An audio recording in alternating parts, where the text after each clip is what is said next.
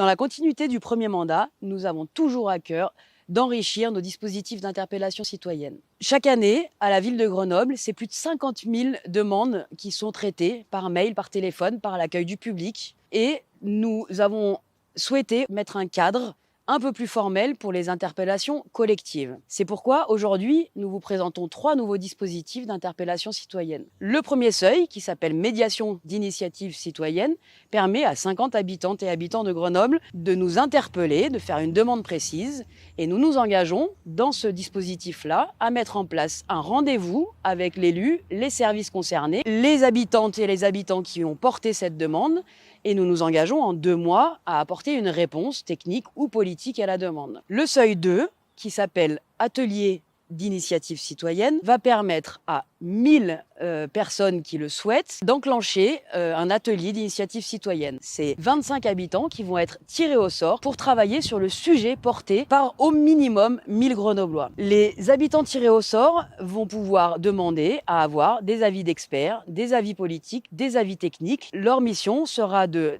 faire un rapport de préconisation au conseil municipal, de présenter les préconisations, et le maire et la majorité municipale s'engagent à donner les réponses aux préconisations et à avoir un suivi chaque année des préconisations et de leur mise en place.